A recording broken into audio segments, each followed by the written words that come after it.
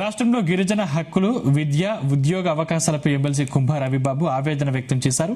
ముఖ్యంగా GO number 3 రద్దు కారణంగా గిరిజనులకు అన్యాయం జరిగిందని అభిప్రాయపడ్డారు.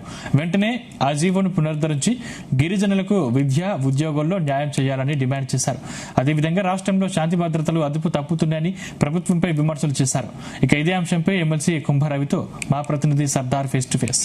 శాసనమండలిలో డిఎస్సీ అంశం మరోసారి హాట్ టాపిక్గా మారింది. డిఎస్సీలో అక్రమాలు జరిగాయంటూ వైసీపీ సభ్యులు ఆందోళన చేస్తూనే ఉన్నారు. డిఎస్సీపై సమగ్ర చర్చకు అనుమతి ఇవ్వాలని డిమాండ్ చేస్తున్నారు. అయితే ఈ విషయంలో ప్రభుత్వం ఏ విధంగా స్పందిస్తుంది, డిఎస్సీపై చర్చకు ప్రభుత్వం సిద్ధంగా ఉంది అనే అంశం ఇప్పుడు ఆసక్తికరంగా మారింది. ఇదే అంశంపై మాట్లాడడానికి ఎమ్మెల్సీ ఉన్నారు, వారిని అడిగి మిగతా వివరాలు తెలుసుకుందాం. సార్ చెప్పండి సార్, ఈరోజు డిఎస్సీపై ఏమైనా చర్చగా వచ్చిందా సార్? డిఎస్సీ అంశం రాష్ట్ర వ్యాప్తంగా ఉన్నటువంటి దాదాపు 3,36,000 మంది విద్యార్థులు డిఎస్సికి ఎగ్జామ్ రాయటం జరిగింది.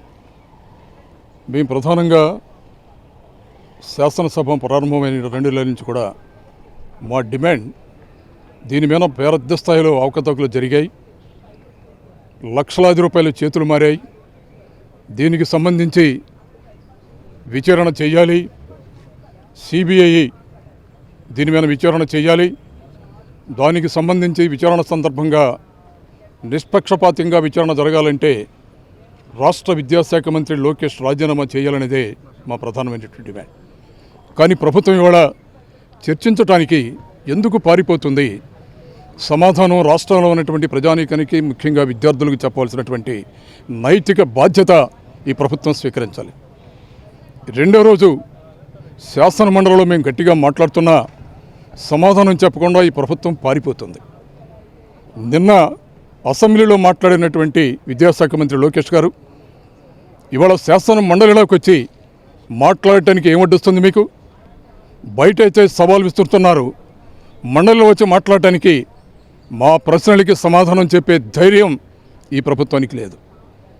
అనేకమైనటువంటి అవకతవకల్ని సాక్ష్యాలతో సహా నిరూపించడానికి సిద్ధంగా ఉన్నాం. మెరిట్ లిస్టులో ఫస్ట్గా వచ్చినటువంటి విద్యార్థి మీ అవుట్సోర్సింగ్, మీ ప్రభుత్వంలో అవుట్సోర్సింగ్ ఎంప్లాయీ. దానికి సంబంధించిన వివరాలు సంబంధించినటువంటి మంత్రి వాళ్ళ మాట్లాడతాడు, సంబంధించినటువంటి అధికారులకు మాట్లాడతారు. ఏది నిజం నిగ్గు తేలాలంటే సిబిఐ విచారణ జరగాలి. స్పోర్ట్స్ కోటాలో పెద్ద స్థాయిలో అవకతవకలు జరిగాయి. స్పోర్ట్స్ కోటాలో జీవో నెంబర్ 74ని మార్చి ప్రాసెస్ సందర్భంగా 47 జీవోని తీసుకొచ్చారు. మీరు దేని ప్రాతిపదికన ఈ జీవోని మార్చారు? దాని ప్రకారం 2% ఉన్నటువంటి స్పోర్ట్స్ కోటాని 3% ఎందుకు పెంచారు? దానికన్నటువంటి శాంక్సిటీ ఏంటి? అయిపోయిన తర్వాత రిక్రూట్మెంట్ అయిపోయిన తర్వాత ఆ జీవోని మళ్ళీ మార్చి జీవో నెంబర్ MS 56కి మళ్ళీ తీసుకొచ్చారు. అనేకమైనటువంటి అవకతవకలు. మీ శాసనసభ్యులు స్పోర్ట్స్కి సంబంధించినటువంటి వ్యక్తులుగా, చైర్మన్లుగా చలామణుతున్నటువంటి ఆ 2 కోటాల్లోనే దాదాపు 38-39 మంది అభ్యర్థులు తీసుకొచ్చారు. మీరు రాష్ట్ర స్థాయిలో, దేశ స్థాయిలో గోల్డ్ మెడల్ తీసుకొచ్చినటువంటి వ్యక్తుల్ని విస్మరించారు. మొన్న పేపర్లో బహిరంగంగా ప్రకటించాడు. నేషనల్ లెవెల్లో గోల్డ్ మెడల్ వచ్చినటువంటి ఒక అభ్యర్థి, అతని ప్రభుత్వానికి సవాల్ విసురుతున్నాడు. ఇవాళ ఆ సవాలుకి సమాధానం చెప్పే ధైర్యం ఈ ప్రభుత్వానికి ఉందా? ఇవాళ మేకపోతు గాంభీర్యాన్ని ప్రదర్శిస్తున్నారు లోకేష్ గారు, చంద్రబాబు నాయుడు గారు. మీకు ధైర్యం ఉంటే రండి మండలంలోకి. మండలంలో మేము అడిగే ప్రశ్నలకి సమాధానం చెప్పండి. ధైర్యం ఈ ప్రభుత్వానికి ఉందా? తోకముడిచి పారిపోయే ప్రభుత్వం ఈ ప్రభుత్వం. సమాధానం చెప్పలేనటువంటి ప్రభుత్వం ఈ ప్రభుత్వం. మీరు తప్పు చేశారు కాబట్టే, లక్షలాది రూపాయలు చేతులు మారాయి కాబట్టే మండలిలోకి వచ్చే సమాధానం చెప్పడానికి మీరు పారిపోతున్నారు. ఇవాళ ప్రజాస్వామ్యబద్ధంగా ప్రజాస్వామ్యంలో ఏర్పడినటువంటి ప్రభుత్వాలకి జవాబుదారీగా ఉండవలసినటువంటి ప్రభుత్వాలు శాసనసభ, శాసన మండలిలో ఈ ప్రజలకి శాసన మండలి ద్వారా సమాధానం చెప్పాల్సినటువంటి నైతిక బాధ్యత మీకుంది. ఇవాళ ఆ నైతిక బాధ్యతను మీరు విస్మరించి కళ్ళబోలి కబుర్లు చెప్పి రాష్ట్ర ప్రజానీకాన్ని మభ్యపెడదామని చూస్తున్నారు. మీరు ఇవాళ ఎంత మాత్రం సాధ్యం కాదు. ఇవాళ రాష్ట్ర ప్రజానీకం ఆలోచిస్తున్నారు. మీ కళ్ళబొల్లి కబుర్లకి వినే స్థాయిలో ఎవ్వరూ కూడా లేదు.